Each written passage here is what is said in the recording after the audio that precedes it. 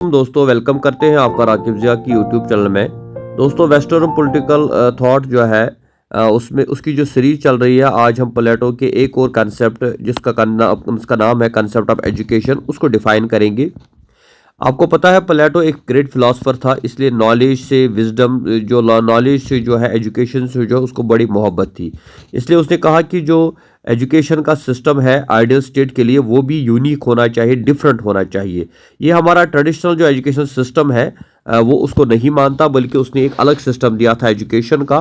क्योंकि जो प्लेटो का थॉट है वो बेस्ड है उसकी फ़िलासफ़ी पे, और उस एजुकेशनल पर्पज़ के लिए उसने जो कंसेप्ट जो एजुकेशन का दिया है वो इस पर्पज़ के लिए दिया है क्योंकि वो चाहता था कि हमारे पास फ़िलासफ़र्स आ जाए जो बड़े नॉलेजेबल हो, बड़े इंटेलिजेंट हो। तो इसीलिए उसने ये सिस्टम दिया एजुकेशन का। इसलिए पहला जो हमारा इसमें कंसेप्ट है दैट इज़ फ़िलासफ़िकल फाउंडेशन, कि प्लेटो जो है वो बिलीव करता था कि education should be rooted in philosophy. यानी he saw that wisdom and truth और the ultimate goal of education. यानी एजुकेशन का असली पर्पज़ है विजडम और ट्रूथ को हासिल करना। इसलिए नॉलेज का सिंपली इतना मतलब नहीं है कि हम फैक्ट्स को जान लें, बल्कि हमें उसकी अंडरस्टैंडिंग और हम उसकी डीपनेस में चले जाए। और इसलिए एजुकेशन का पर्पज़ जो है वो एक बच्चे को सिर्फ तालीम देना नहीं, जस्ट इंफॉर्मेशन देना नहीं है, बल्कि उसके अंदर इन क्वालिटीज़ को डेवलप करना भी है कि उसके अंदर थिंकिंग की एबिलिटी पैदा हो जाए, ट्रुथ को सर्च करने की एबिलिटी पैदा हो जाए, और विजडम जो है पैदा हो जाए, और नए नए आइडियाज़ उसके अंदर पैदा हो जाए। इसलिए प्लेटो का जो कंसेप्ट है एलिगेरी ऑफ द केव, ये बेसिकली प्लेटो का एक फेमस आइडिया है कि वो कहता है कि कुछ कुछ लोग जो होते हैं वो केव में होते हैं और उनको बाहर का पता नहीं होता, वो एक डार्क साइड में होते हैं। इसलिए वो जो देखते हैं कि शैडो जो है, जो वॉल पे शैडो नज़र आती है, वो उसी को सही मानते हैं, जबकि कोई हकीकत कुछ और होती है।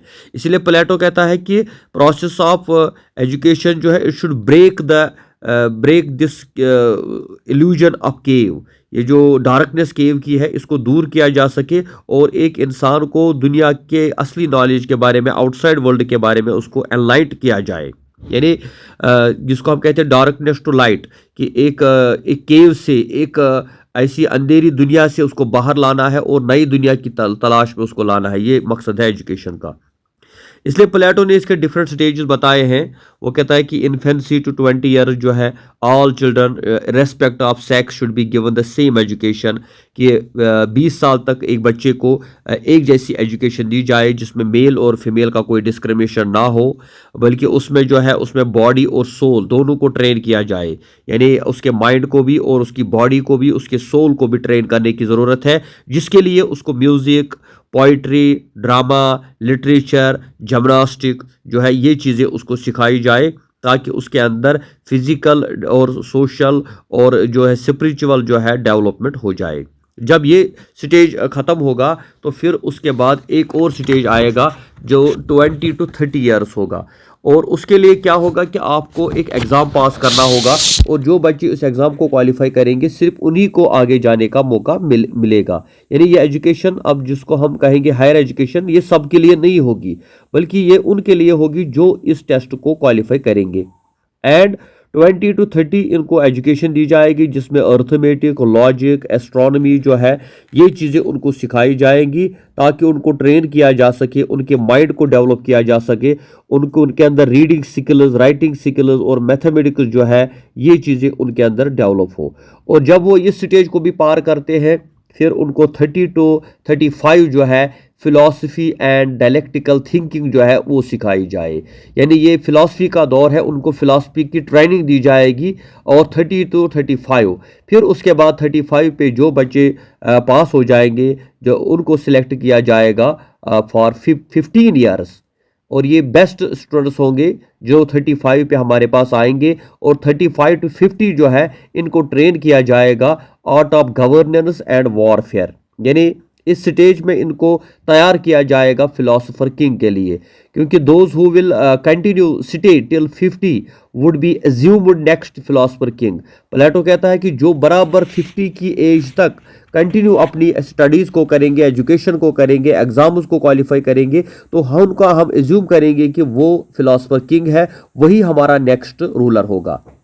साथ ही इसमें प्लेटो ने यह भी कहा था कि ये एजुकेशन जो है it should be state controlled. इसमें प्राइवेटाइजेशन की कोई बात नहीं है, प्राइवेट इंडिविजुअल के हाथ में एजुकेशन सिस्टम नहीं जाना चाहिए। ये स्टेट की जिम्मेदारी है, स्टेट की रेस्पॉन्सिबिलिटी है, क्योंकि आइडियल स्टेट तब बनेगी जब आइडियल एजुकेशन सिस्टम भी होगा जिसमें कोई खामी ना हो। और इसमें censorship of art and literature होना चाहिए, क्योंकि जो आर्ट एंड लिटरेचर है ये without consulting the government, without consulting the people, ruler, youth के पास नहीं जाना चाहिए। तो ये एक और इम्पॉर्टेंट बात इसमें बोली गई थी। और सबसे इम्पॉर्टेंट बात जो है दैट इज़ कि जो इम्पोर्टेंस ऑफ फिजिकल एजुकेशन, कि प्लेटो सिर्फ स्पिरिचुअल एजुकेशन या मेंटल एजुकेशन या फिलोसफिकल एजुकेशन की बात नहीं करता, बल्कि वो फिजिकल एजुकेशन के ऊपर भी फोकस करता है, क्योंकि sound body has a sound mind. He believes that physical fitness was essential for the guardians to protect the state and maintain discipline, क्योंकि फिजिकल स्ट्रांग होना, फिजिकली स्ट्रेंथ होना भी ज़रूरी है, इसलिए फिजिकल एजुकेशन का कंसेप्ट जो है वो प्लेटो ने ही दिया था। देन रोल ऑफ टीचर्स, प्लेटो ने टीचर्स को बहुत ज़्यादा रिस्पॉन्सिबिलिटीज़ दी है। वो कहता है कि according to Plato teachers were of utmost importance in the educational process, क्योंकि टीचर्स की बहुत ही ज़्यादा ज़रूरत है। Teachers should be knowledgeable, virtuous and possess deep understanding of philosophy. Teacher को खुद जो है नॉलेज होना चाहिए और डीप अंडरस्टैंडिंग होनी चाहिए। And they should guide and inspire students to pursue wisdom and cultivate their intellectual and moral virtues. उनके अंदर ये क्वालिटी होनी चाहिए कि वो बच्चों के अंदर भी इन क्वालिटीज़ को डेवलप करे और उनको मॉरल जो है, मॉरल बिहेवियर जो है उनका चेंज करे। तो इन शॉर्ट हम कहेंगे कि प्लेटो का जो कंसेप्ट ऑफ एजुकेशन है it revolve around the idea of forming individuals with a well balanced manner, यानी इसमें उनकी क्रिटिकल थिंकिंग, उनके अंदर जस्टिस का कंसेप्ट, कॉमन गुड और जो फिजिकल और मेंटल और स्पिरिचुअल डेवलपमेंट है वो सारी चीज़ें इसमें आ जाती है। So this was the concept of education given by Plato, जो आज के लेक्चर में हमने डिस्कस किया। इंशाल्लाह आगे भी बाकी लेक्चर्स कंटिन्यू रहेंगे। अगर आपको हमारे लेक्चर्स पसंद आ रहे हैं तो ज़रूर इनको शेयर और लाइक कीजिएगा। अगर नहीं पसंद आते हैं तो वो भी लिख दें कमेंट में, कमेंट बॉक्स खाली है, आप वहाँ पे अपनी ओपिनियन दे सकते हैं। जहाँ पे आपको समझ नहीं आया है तो इंशाल्लाह हम आपकी हेल्प करेंगे। Thank you very much. खुदा हाफिज़।